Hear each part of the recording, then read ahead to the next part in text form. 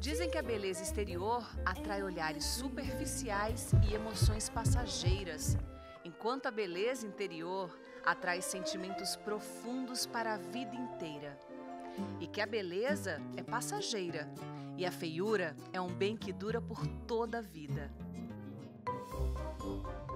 Dizem que a inteligência encobre a feiura, mas a beleza não disfarça a burrice. Que a deformidade do corpo não enfeia uma bela alma. Há quem diga também que a maior feiura é um rosto tomado pela raiva em meio a tanto sorrindo. E que ninguém é tão feio quanto na carteira de identidade. Nem tão bonito ou tão feliz quanto no perfil do Facebook.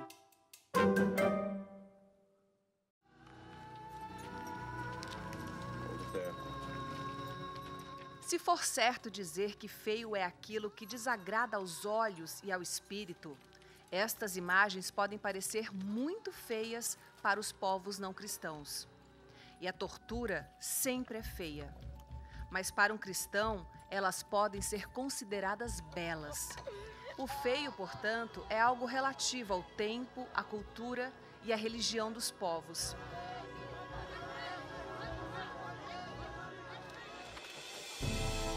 Identificamos padrões de beleza na Grécia Antiga, nas esculturas de corpos considerados perfeitos. Os deuses Afrodite e Apolo representam bem essa obsessão dos gregos pelas formas harmoniosas do corpo ideal. Textos produzidos nesse período associam a feiura com a maldade. Também vemos isso nas muitas imagens mitológicas que chegaram até nosso tempo, como a de Saturno devorando seus próprios filhos. E há também os centauros, criaturas metade homem e metade cavalo, quase sempre envolvidas em atos violentos e bárbaros. Mesmo com a obsessão pelo corpo perfeito, havia entre os gregos quem soubesse diferenciar a feiura física da feiura moral. Para o general e político Alcibíades, Sócrates, o filósofo, era um homem feio e parecia um sileno, imagem mitológica metade homem, metade carneiro, mas por trás da feiura escondia uma grande beleza interior. Outra figura grega de aspecto feio, mas de bela sabedoria, foi o escritor Esopo. Em um texto antigo, ele era descrito como repelente, nojento, barrigudo, atarracado, corcunda, zarolho, beiçudo, baixinho, com pés chatos, cabeça pontiaguda e braços curtos. Várias fábulas são atribuídas a ele. A maioria dos personagens de suas histórias são animais que falam, cometem erros, são sábios ou tolos, maus ou bons, exatamente como os homens. A intenção de Esopo em suas fábulas era mostrar como os seres humanos, fossem belos ou feios, podiam agir para o bem ou para o mal. Entre gregos e romanos, a cultura do belo enaltecia os corpos perfeitos, identificando-os com a bondade. Porém, chega a Idade Média, o mundo vai se tornando cristão e os valores da alma passam a ser mais importantes do que a aparência. O universo e todas as coisas tornam-se potencialmente belos porque são obra e revelação de Deus. A cultura ocidental aponta desde tempos antigos até os dias de hoje para o feio que se disfarça de belo com segundas intenções. É o caso de Lúcifer, que se faz de bonito para enganar os tolos. A mesma coisa faz Conde Drácula quando tenta seduzir. Mas existe também o belo que se apresenta feio de corpo, com o intuito de revelar a beleza da alma. O maior exemplo é Jesus, com a feia aparência de crucificado e humilhado, imagem que custou a ser aceita pelos cristãos. Foi Santo Agostinho quem começou a dar um sentido diferente à figura do Cristo martirizado, que pendia na cruz. Para ele, a imagem desfigurada exprime a beleza sagrada do sacrifício de Jesus.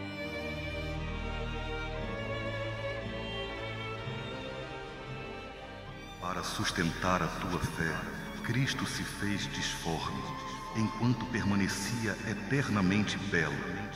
E nós o vimos, e não tinha beleza nem atrativo. Seu rosto era repelente e disforme a sua posição. Esta é a força de Jesus. É a deformidade de Cristo que o torna formoso. Portanto, agarremo-nos a Cristo, disforme, na nossa vida presente.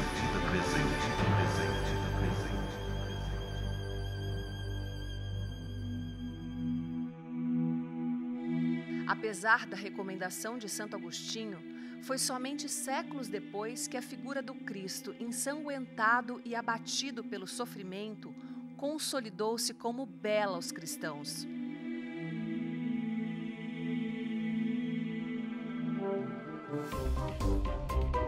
Com a Renascença, o feio torna-se objeto de sátira.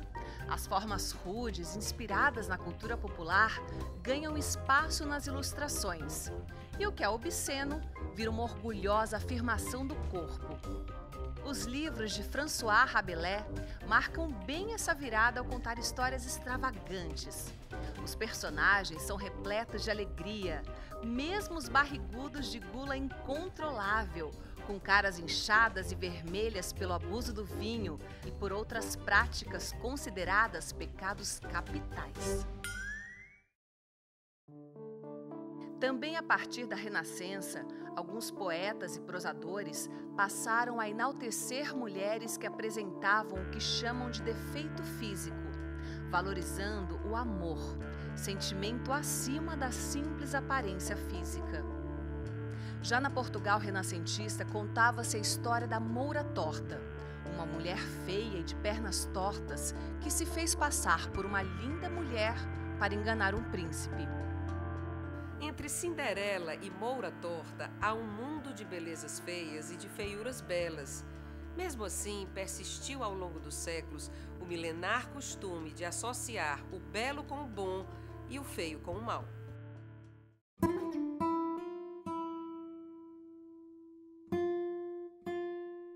No final do século XVI, Dom Quixote, que chamava a si mesmo de o Cavaleiro da Triste Figura, viu uma bela princesa em Dulcineia, uma pobre moça maltratada pelas dificuldades da vida.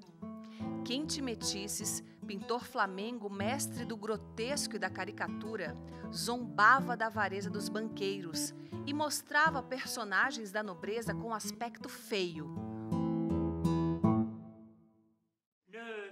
No século XVII, a chacota continua e ridiculariza a feiura moral nas peças de teatro popular e nas comédias de Molière. Já no século XVIII, o pintor espanhol Goya satirizava muitos padres da Inquisição espanhola. No século XIX, o feio alcança uma nova dimensão para além das caricaturas e pincéis. O grotesco, o disforme e as doenças congênitas invadem os espaços públicos. Nas ruas e feiras das cidades da França, são exibidas pessoas com alguma característica física considerada anormal para a época. Indivíduos chegavam a solicitar às autoridades permissão para obter lucros com a exibição pública de parentes comprometidos fisicamente. Em contraponto a esse circo de horrores, alguns escritores identificados com o humanismo criaram personagens feios de alma bela. O Corcunda de Notre Dame, de Victor Hugo, é um deles.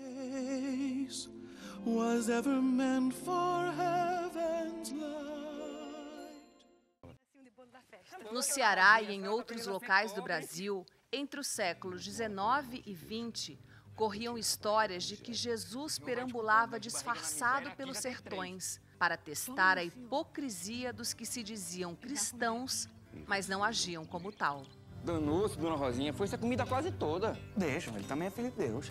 Jesus, às vezes, se disfarça de mendigo para testar a bondade dos homens. Pode até acontecer, mas aquele ali não era, não. Mas como é que você sabe? Jesus? Pretinho, aquele jeito? Por que não?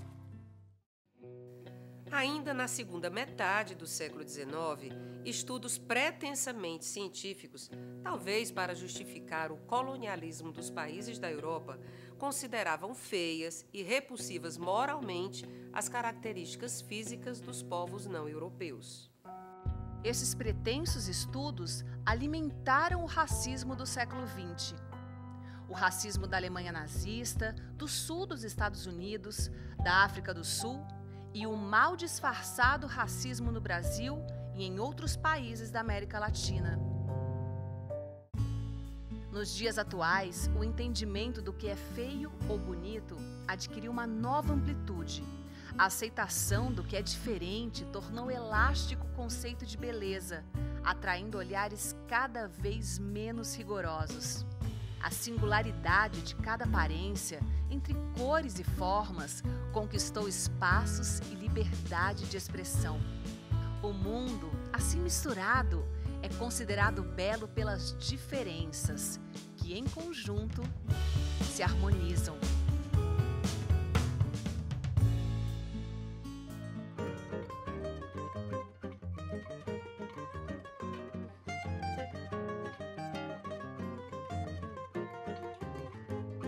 Castiga um pano mais legal no couro, castiga um pente que também ajuda, castiga o dedo nos anéis de ouro, castiga mesmo que a coisa muda. Põe um decote melhorzinho no vestido, põe fé em Deus que tua feiura não é nada. Gente mais feia encontrou marido, enquanto a bonitona ficou encalhada. Feiura não é mais tormento, depois do advento do batom e da massagem. Uma pomada aqui, um misampli ali, um pouco de perfume de coragem. Já vi gente mais feia do que tu ser elegante, da banco em quitandinha. Mete a cara, pois concurso de beleza já não tem mais a dureza que outrora tinha.